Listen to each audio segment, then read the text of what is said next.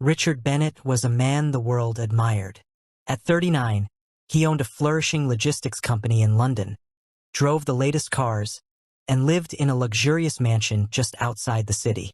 To outsiders, he was the picture of success. Handsome, wealthy, and well-connected. People often said, "Richard has it all: money, power, and a loving wife." But what no one knew was that Richard was about to throw away everything that truly mattered. His wife, Emily, had been with him long before the wealth, back when he was just a struggling businessman trying to find his place in the world. Emily had stood by him when creditors knocked on their door, when he worked endless nights at his desk, and when he nearly lost his company to bankruptcy. She sold her late mother's wedding ring at one point to help pay off his debts. Their love was deep and genuine, at least it used to be. Now Emily was pregnant with their first child. She glowed with the joy of motherhood, even though the pregnancy left her tired and swollen. She dreamed of the family they would become, of the laughter of a little one filling their home. But while Emily was preparing to give him the greatest gift of life, Richard's eyes had begun to wander. It all started the day Sophie Miller walked into his office. Sophie was young, just 24, fresh out of university and full of charm. She was hired as his new secretary, but she quickly became much more than that. With her perfect figure, sleek blonde hair, and striking green eyes, she turned heads wherever she went. Sophie was bold, flirtatious, and knew exactly how to capture Richard's attention. She complimented his suits, laughed at his driest jokes, and stayed late at the office whenever he did. What began as light conversations soon turned into secret dinners, and before long, their professional relationship crossed boundaries that should never have been crossed. At first, Richard convinced himself it was harmless. "Emily is pregnant. She's tired all the time. I just need some company. Sophie makes me feel young again." But the truth was, he was falling deeper and deeper into an affair that would cost him everything. Emily sensed the distance. She noticed how often Richard came home late, how he no longer touched her with affection, how his phone was always locked. She tried to save their marriage, cooking his favorite meals, wearing dresses he once adored, even writing him heartfelt letters begging him not to forget their love.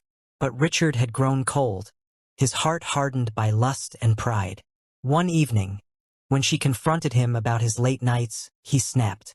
"Emily, stop nagging me. You've changed. You're not the woman I married. Look at you, you're always tired, always swollen, always complaining. Maybe we weren't ready for this baby." The words shattered her soul. She wept silently in their bedroom while Richard scrolled through his phone, texting Sophie with a smile on his face. Sophie, sensing her power, began planting seeds of poison. "Why are you still tied to Emily?" she whispered one night in a hotel room. "She drags you down. You're a successful man, Richard. You deserve someone like me. Someone vibrant. Someone who fits your world. Don't waste your life babysitting a pregnant wife." Richard, blinded by lust and arrogance, listened. The breaking point came one rainy Thursday. Emily, 8 months pregnant, decided to surprise her husband with dinner at his office. She cooked his favorite roast chicken, packed it in containers, and carefully carried it through the storm. But when she opened his office door, her heart stopped. There was Sophie, sitting on Richard's lap, their lips locked in a passionate kiss. The food fell from Emily's trembling hands, crashing onto the floor.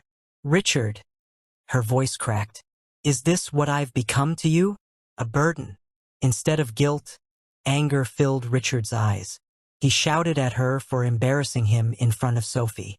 That very night, he ordered her to leave their home. Pregnant, broken, and humiliated, Emily packed her bags and returned to her parents. Weeks later, she gave birth to a baby boy, Daniel. She named him Daniel because it meant "God is my judge," for only God knew the pain she had endured. Richard, meanwhile, showered Sophie with gifts. He bought her a new BMW, paid her rent in a fancy London flat, and paraded her like a trophy. For a while, he thought he had made the right choice. But beneath Sophie's beauty was greed and selfishness.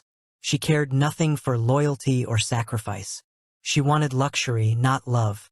When Richard's business hit a rough patch, partly because of his reckless spending, Sophie grew distant. She complained constantly, demanded more money, and compared him to wealthier men. Eventually, she left him for a powerful investor twice his age. By then, Richard was drowning. His once thriving company was on the verge of collapse, his mansion half empty, his heart hollow. In his darkest moments, his mind drifted back to Emily, the woman who had once loved him selflessly, who had carried his child, who had given up everything for him. Swallowing his pride, he went to her parents' house. There she was, sitting in the garden with little Daniel, her face radiant with a peace he no longer knew. Emily had started a small business with her family's help, and though life wasn't easy, she was surrounded by love and dignity. "Emily," Richard whispered, tears in his eyes. "I was a fool. Please, come back to me. Let me make it right." But Emily's heart, though kind, was scarred. She allowed him to see Daniel, but she never returned to his mansion. "You threw me away when I needed you the most," she said firmly. "I will not give you that power again. Daniel will know his father, but I will never be your wife again." Richard walked away that day, broken by regret. For the rest of his life, he lived with the heavy truth that he had traded true love for a fleeting fantasy, and lost everything.